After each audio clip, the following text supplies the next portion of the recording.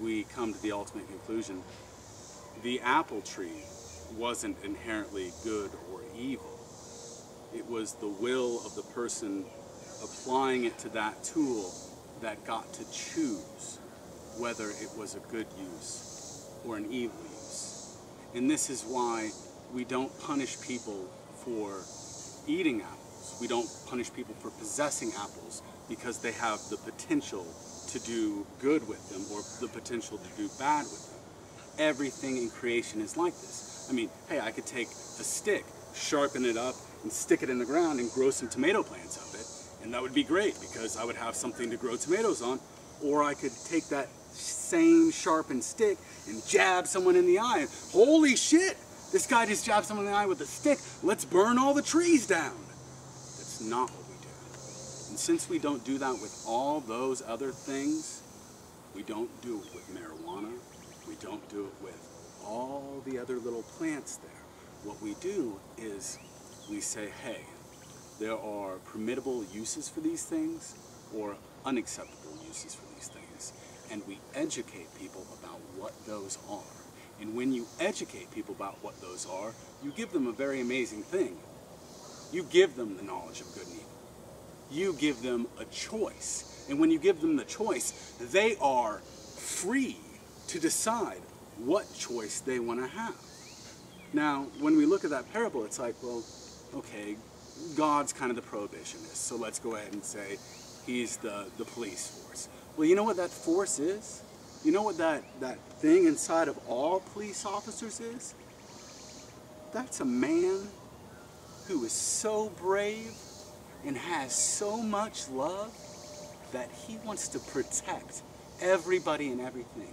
And so when he sees somebody doing something that he knows could be potentially bad for them, he says, no, no, no, don't do it, please, stop, I'm trying to stop you. I don't want you to hurt yourself.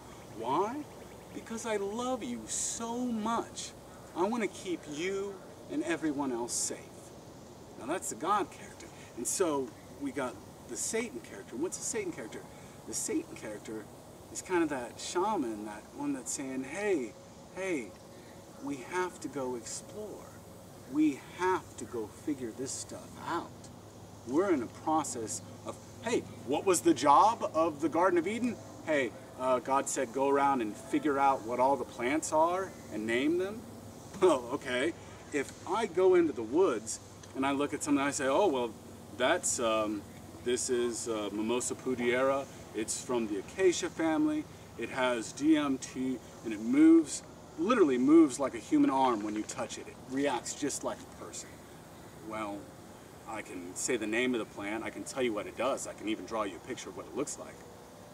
But until you eat the roots, you have no idea what that plant is. In fact, the DMT in that roots, interestingly enough, when a person consumes DMT, it actually binds to their genetic code, that little helix structure you got, and actually adds an extra molecule to the genetic structure.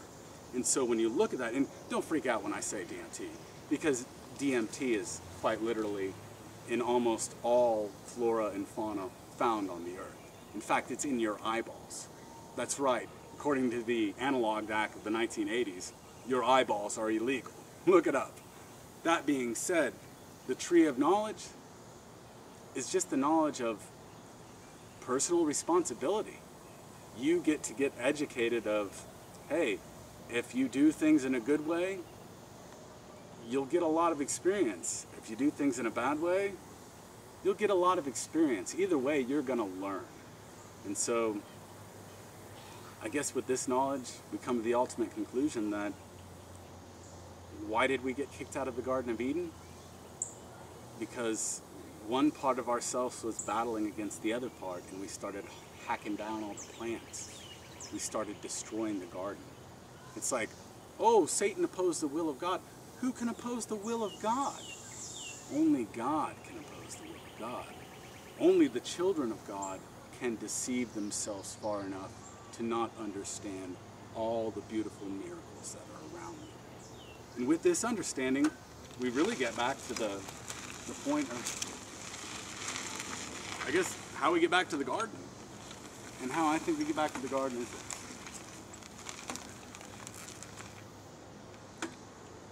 you can't have overly protective, and you can't have overly drug usury. You know what I mean? Like, you can't have a massive police state that's soul crushing and oppressing everything. You also can't have a crazy psychedelic culture that doesn't have any law and order. So what we do is we say, hey, let's educate people. Let's teach them what these things do and give them the knowledge so that they may choose. And then when they choose, if they choose the wrong one and they go hurt someone, then we punish them. But what we don't do is inherently start walking around the garden calling the plants good and evil. Because those things are just things. They're not inherently good or evil. It's but the will of man that chooses the good or evil intent. And with that, I have a message for everyone.